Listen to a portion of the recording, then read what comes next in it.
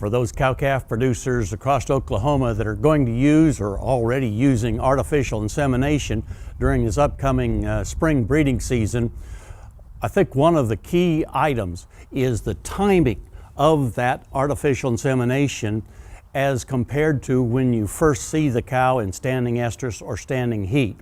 You see, for years we used to talk about an AM/PM rule, and that is that if we saw a cow in standing estrus in the morning, we would breed her that evening, or if we saw her that evening, then breed her the following morning. Much more recent data with large numbers in the dairy cattle business has indicated that it's not necessary to have those two different times of artificial insemination, that we can, if we see the cow first in heat in the morning, we can breed her the following morning, or if we see her in the evening, we can again breed her in the following morning, doing all of our artificial insemination in the morning. Another key reason why I think that's so important is here in Oklahoma, as we get into May and June and start to get into those warmer summer days, that being able to do artificial insemination in the cooler times of the day is important in terms of increasing the percentage of these cattle that we actually get pregnant through artificial insemination.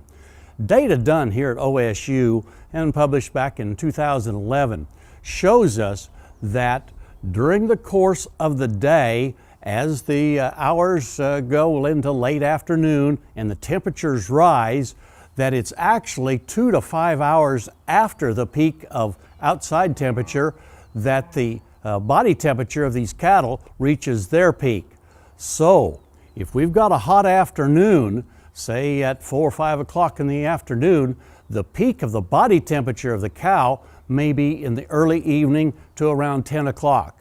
That tells me that we want to avoid those times to do our artificial insemination, because elevated body temperature will have an adverse effect on fertility. So again, I think what we want to do during this upcoming breeding season, or any breeding season, is to do AI in the morning hours, if at all possible. So if we see her in heat this morning, let's wait until tomorrow morning when that cow has a chance to have her body temperature back down to in a more normal range when we actually do insemination. I think we'll have a higher